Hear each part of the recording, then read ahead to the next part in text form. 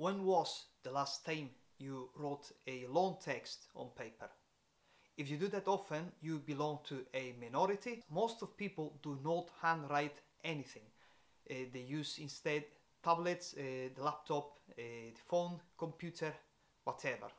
But that's good, right? Like, we have to save the planet, we have to switch to digital, we have to stop using paper and save the trees, and we have obviously to go for these digital alternatives such as the computer, the tablets, the ebooks. Yeah, it's good.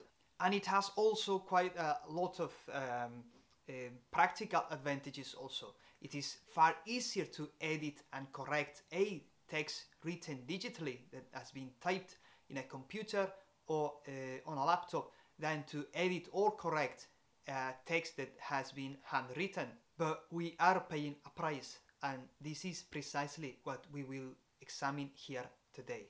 First of all, point number 1. Ask a friend to write down a text and ask him or her to type another text on a laptop, on a computer, on the phone, I don't care, and ask this friend about this text 24 hours later, 48 hours later, and let's see what happens. Most likely your friend will remember better the text that has been handwritten. This right now it's been subject of a scholarly research and debate because we, our generation and the next generations have problems with memory. Yeah, that's right. Typing on your computer is killing your ability to remember what you are writing. And the reason why I will explain right now. In order to write a single word, I have to go through a lot of coordination. I have to go through a lot of movement. You have to think your whole hand, your wrist, your forearm, your elbow, your whole arm up to the shoulder has to coordinate in order to get one single word. My brain has to go through a lot of motor coordination in order to get, let's say, the word house.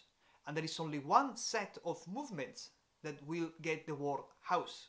It is this orchestrated movement what makes me remember better what I'm writing. It's this coordination between the hand, the brain, and the content of what I'm writing what makes the memory, what is stimulating my memory, what is stimulating my brain in a specific way that only that word can do.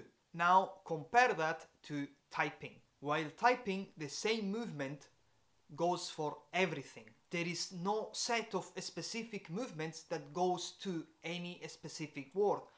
Everything goes the same way, just doing like this, just pressing buttons. If you are learning languages, and a lot of people in this channel is here precisely because they want to learn languages, switch immediately to handwriting.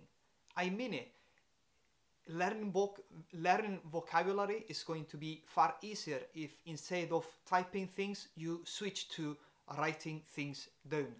Grab a pen, grab some paper and just write down as much as you can in your target language, and I guarantee you that you will see a lot of improvement. Point number 2, not only our memory is worsening, also our calligraphy is. When was the last time you saw a beautiful handwriting? When was it? It has become so rare that it is considered like something special, like something, artistic.